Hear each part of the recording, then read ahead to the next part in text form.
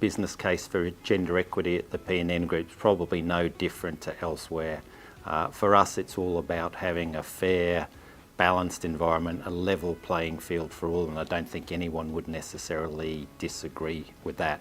But secondly, I think the evidence, certainly the evidence I've seen, supports the fact that having a gender diverse organisation will also correlate with business performance. So for us, I guess it's twofold. One is about creating that level playing field, and then also knowing that that's creating to ultimately better performance for the P&N Group.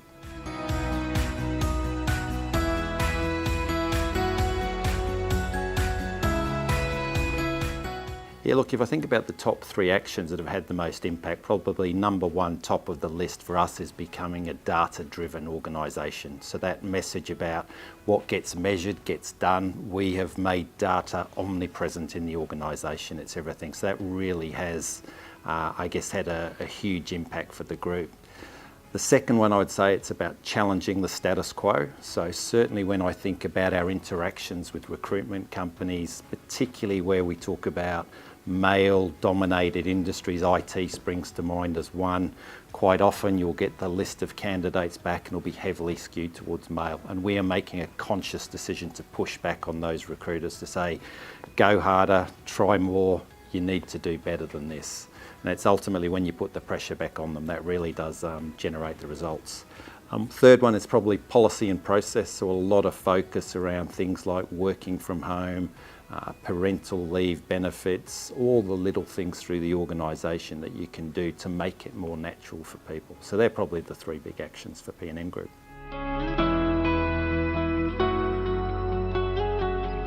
Yeah, I think in terms of least impact, it's probably leaders who are sitting there expecting that generic actions or statements are going to make the difference. I guess we've been very conscious as part of our DEI strategy about making sure that we're driving deliberate actions, and ultimately the experience would be those leaders that are getting on board with that are having the right results, and perhaps those that are sort of taking a step back and willing it to happen aren't necessarily seeing those same results.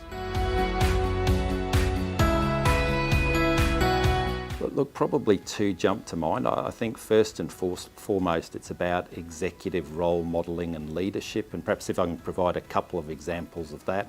As it sits today, we have one of our executive leaders, a male, who is currently away on parental leave, so I guess this is challenging the boundaries about what's traditionally been known as the norm. And I know from his perspective was so appreciative of the opportunity to spend time with his daughter, and I guess to give some relief to his wife as well on the way through.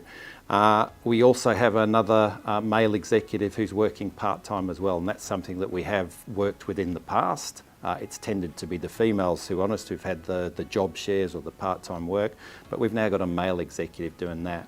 So I guess for the people within the organisation to see these types of leadership role modelling occurring elsewhere is just a great thing as it flows down. Secondly, in terms of things, it would be about that provision of data. So we've had a huge focus on gender pay gap and workforce composition in particular. So I made a conscious decision 12 months ago with the support of the board that we actually wanted to proactively go out to our staff and talk about the gender pay gap. Now that's not an easy thing to do because, again, financial services sector more broadly, there is a significant gender pay gap, but you have to start somewhere. So I guess we've ruled that line in the sand now. Every 12 months we're coming out, we're updating on it, and pleased to say even within the first 12 months we've seen enormous progress in that area.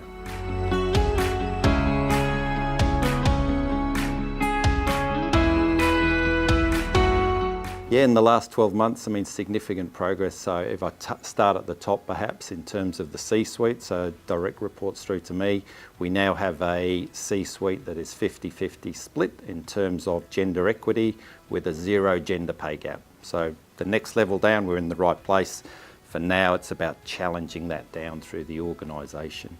But also as I go down, if I wind back a couple of years ago, our senior manager cohort was predominantly dominated by males. We've had a huge focus in that area to make sure that we fix it, and we're headed down the right path.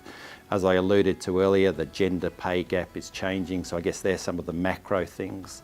Talent management and succession planning, there is a huge focus once we get through the process to come back and to apply a gender lens to it. And then it's just some of the little bottom-up initiatives that we have. So a couple over the course of the last 12 months, we've put in place a Keeping in Touch program for parents who are away on parental leave to come in for up to 10 days paid, where they can keep connected with the organisation. And the other one is I'm now proactively reaching out to those on parental leave to make sure that they don't feel excluded, they feel involved and they have that sense of belonging.